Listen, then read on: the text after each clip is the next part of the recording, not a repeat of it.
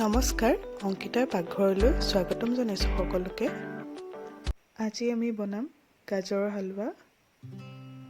এই গাজৰ হালোৱা বহুত সোৱাদ হয় আৰু ইয়াৰ বাবে আমাক লাগিব গাজৰ 3টা। মই ভালদৰে গুচাই লৈছোঁ।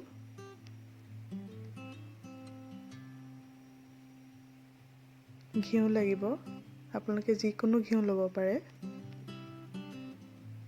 চেনি লৈছোঁ 4 পৰা 5 চামুচ আৰু ড্ৰাই ফ্ৰুটছত আছে কাজু কিচমিচ, আলমণ্ড সজাবলৈ কাৰণে লৈছোঁ আৰু গাখীৰ 1 গিলাচ।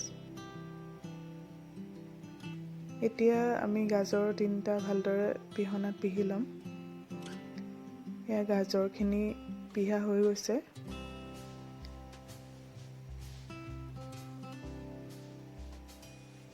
এতিয়া এখন ননষ্টিক কেৰাহীত আমি একো দিব নালাগে, অইল বা ঘিউ, আমি ডাইৰেক্ট গাজৰখিনি দি দিম। অলপ সময়ৰ কাৰণে আমি সিজিবলৈ দিম, লৰাই ল'ম অলপ।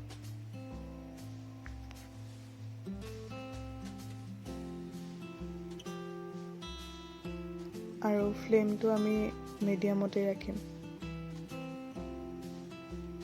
মন কৰিব যাতে তলত লাগি নধৰে। এখন ঢাকোন লগাই দিছোঁ আমি আৰু ফ্লেমটো একেবাৰে ল' কৰি দিছোঁ। এবাৰ চেক কৰি চাব।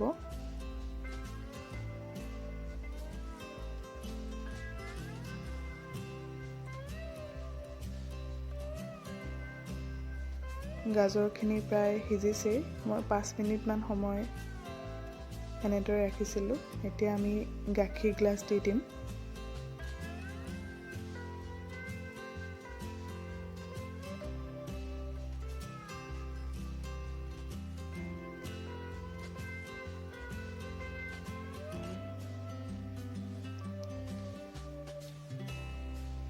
মোৰ গাজৰ হালোৱা বহুত প্ৰিয় হয়।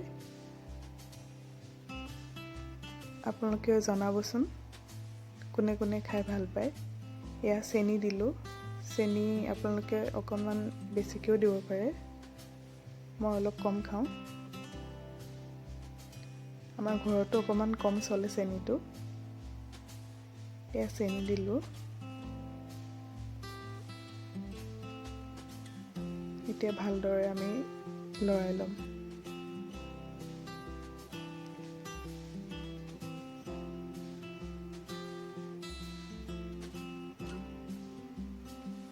গাখীৰখিনি একেবাৰে শুহ যোৱালৈকে আমি এনেদৰে লৰাই ল'ম।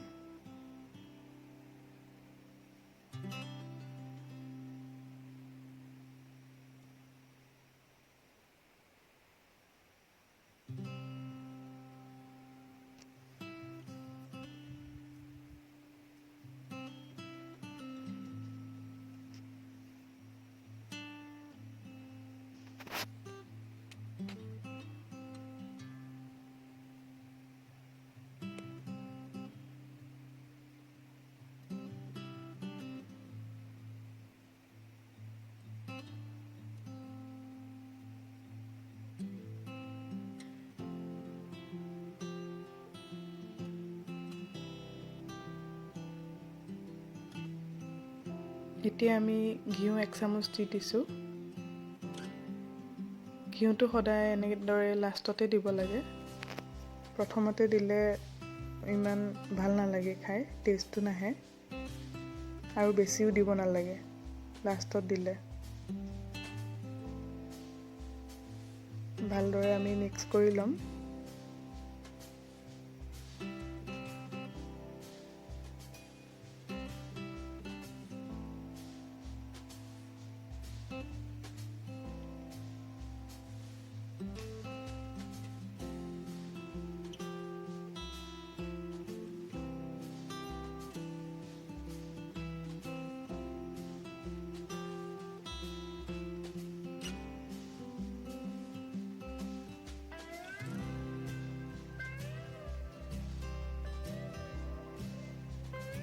ঘিউৰ কাৰণে এটা ধুনীয়া শ্বাইন আহি গৈছে। গাজৰখিনি।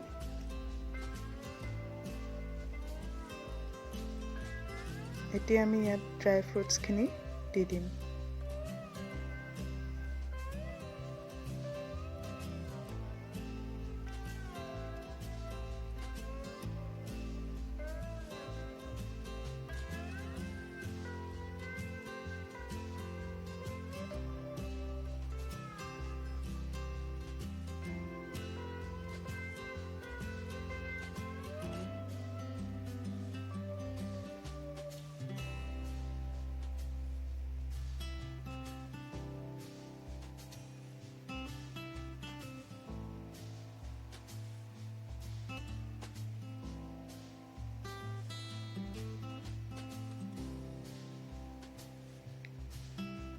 এতিয়া আমি দিম ইলাচি গুড়ি অকণমান,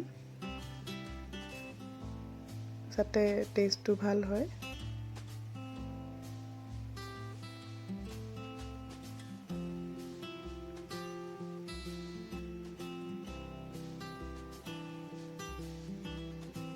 সুগন্ধিটো বৰ ভাল আহিছে।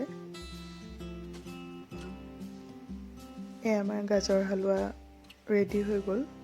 আমি ছাৰ্ভ কৰিম এতিয়া। আপোনালোকে গৰমে গৰমেও খাব পাৰে,